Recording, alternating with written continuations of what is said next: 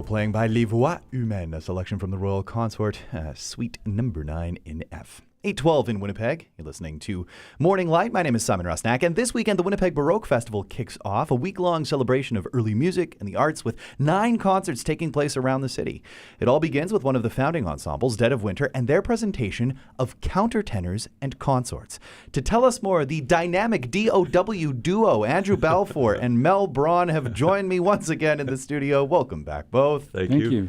So wonderful to have you here. All right, of Countertenors and Consorts, the name of the show, and I'm going to hazard a guess, also some featured guests in the upcoming DOW concert. Mel, could you tell us more about this program that's been curated by your colleague John Weens?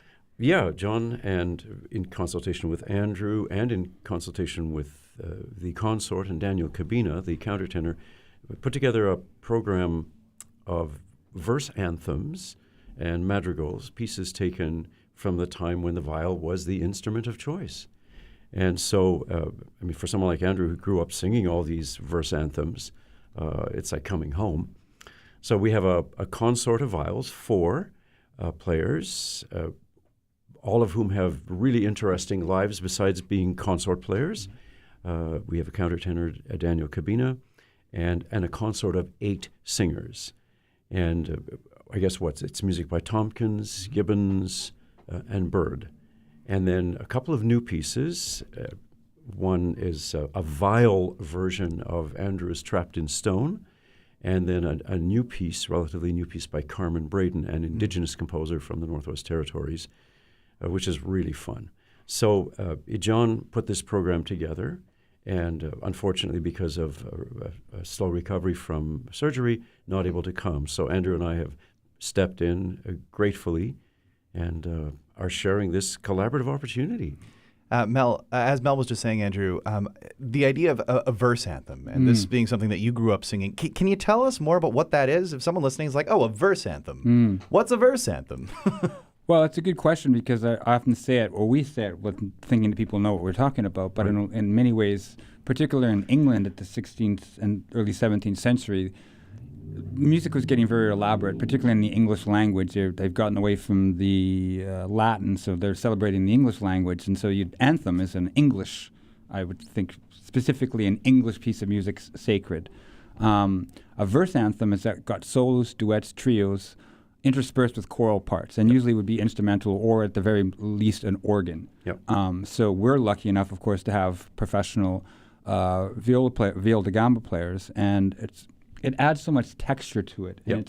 And if you come out to listen to these instruments, if you've never heard them live, it's hauntingly vocal. Yeah. I mean, there's something about these instruments, even though it's a string instrument, it's not the same mechanism as a human voice, but they were built to complement the voices. So I think that what we have for this concert that John has come up with was a real beautiful selection of masterpieces. And a lot of this stuff is not known. I do know this style, but some of these pieces I don't know. So, but certainly these are probably Tompkins, Bird, Gibbons are probably, I would say, the top of the creme de la crop of the late Elizabethan time. So the heavy hitters. The heavy hitters is if right, you will. Yeah.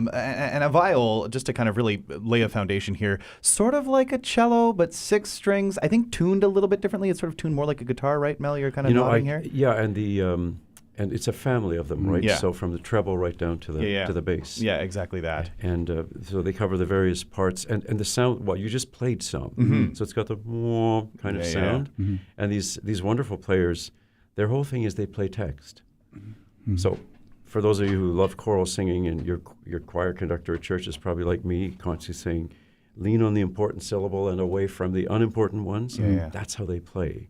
It is a very beguiling sound. It really, really is. And it's going to be complemented not only by this group of singers from Dead of Winter, but also Daniel Cabina, great Canadian countertenor.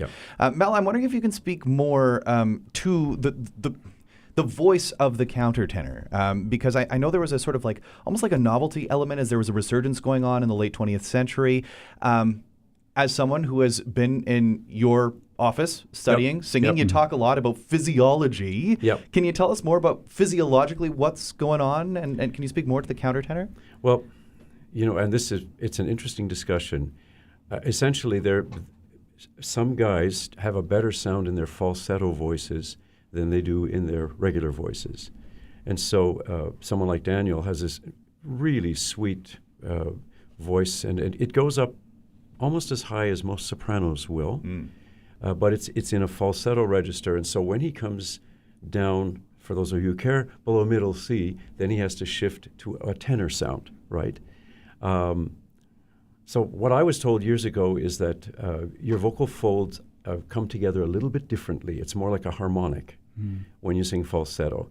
But if you talk to Daniel Taylor, sort of the dean of Canadian countertenors, he says, no, my vocal folds are together just like anybody else. So don't tell me that stuff. Yeah, we actually had the opportunity to chat with Daniel Taylor. He was here a few years ago performing with the WSO, also the U of M chorus. I got to sing as an alumni. Great performance it was indeed. Something about the name Daniel and countertenors too. I'm thinking of Daniel Rochagood here in town. Right. Great local singer. We've got Daniel Cabina here. Andrew, as a composer, as a Juno-nominated composer, I should say, can you talk more about the expressive possibilities that a countertenor provides? I'm thinking about, like, Mel saying, making their way up to a, soprano range, but really kind of filling that alto spot as well. What possibilities does the countertenor provide that maybe another voice type doesn't? Well, it's just a unique sound, as Mel mentioned before, and I go back to listening to the possibilities of what a countertenor can do in modern music was the Hilliard Ensemble that were in Winnipeg in residency at University of Manitoba for 12 days in 1993. And to listen to somebody like, I was hearing new music that they were doing, and I never heard a countertenor. And David James from the Hilliard Ensemble just was incredible.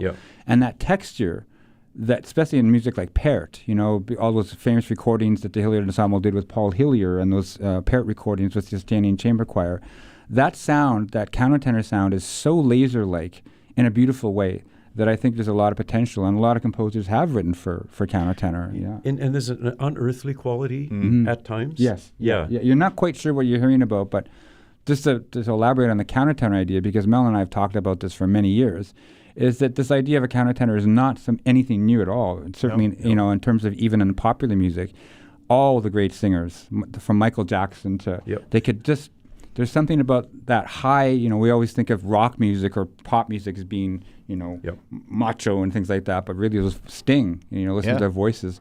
They've been able to use that falsetto idea and be able to make it their own. Like it's quite something.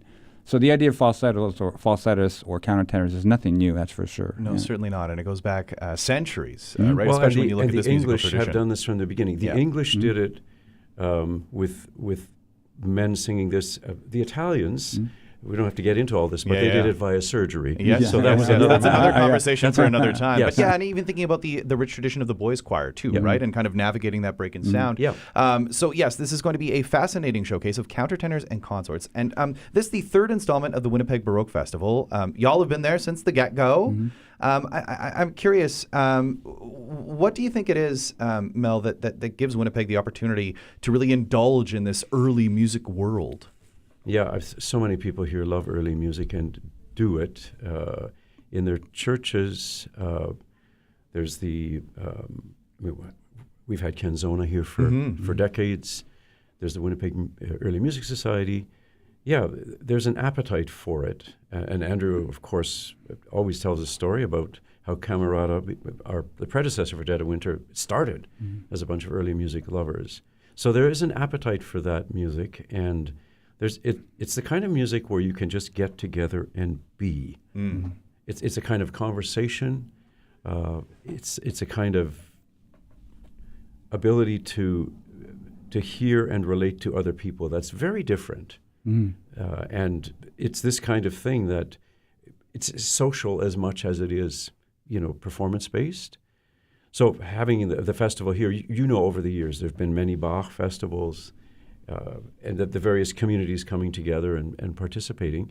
And this year we purposely, and in large part to Andrew's vision, decided we wanted to branch out. So we reached out to community groups that were interested. And with the help of Nolan Kaler, who was artistic coordinator for this thing, we've got these 9 concerts in 7 days. And this huge variety. It's Carl Stobie playing Bach, right? To Proximus singing, to us doing our thing, Canzona doing Dixie Dominus, right? And bringing back, you will find Henry Engbrecht for another opportunity. So there's a wide diversity of things going on. of course, there is this rich history of early music, but there's also people who I think are just maybe getting into it for the first time. And Andrew, for anyone kind of listening right now who's thinking like, I've never been to an early music show, can you tell us more about why they should come to this of Countertenors and Consorts performance? What do you think will get people hooked? I think the sound will get people hooked. I think that the experience of early music, I think it's a little bit of a it's a bit kind of a misclassification to early music. Yeah. All music is live, and I feel that going back to the Baroque Festival, we're community building. That's what I think. Rather than trying to spend all the money and bring all the professional groups from Europe, which would be nice too, but it's really about building a community. So I feel that as Mel said, we wanted to reach out to as many different facets we could in the community. And I do feel that this is the way to do it. And somebody coming to a concert for the first time, they're going to be hearing it for the first time. So I always say to singers, is like, don't assume that they're going to know this music. Most people will be hearing it for the first time, certainly live. So there's an excitement about that too. But even for us, like I think visually speaking, it's going to be interesting. Like when you see the family of viols, like and it's a family from a big cello to a little somebody on their lap holding a little treble or tenor instrument and Dan's voice, and the 8 singers that are singing with us are top creme de la creme of the choral scene here in Winnipeg. So it's just going to be, I think, an interesting visually and audio listening to this concert. We're working hard at it right now, but I think we're and you will get to see Dan for one moment play one of the viols too. Yes. Wonderful. Yeah. I mean, what a showcase indeed. It all takes place kicking off the Winnipeg Baroque Festival this Sunday, 3 p.m. in the acoustically resonant Crescent Arts Centre. For tickets, you can head to Dead of Winter's website, deadofwinter.ca, or head to winnipegbaroquefestival.com. Individual tickets available there, as are festival passes. You can see all of the shows for $130. Who doesn't love a good deal here in Winnipeg? So yes, winnipegbaroquefestival.com, and we are going to continue chatting Winnipeg Baroque Festival just after this.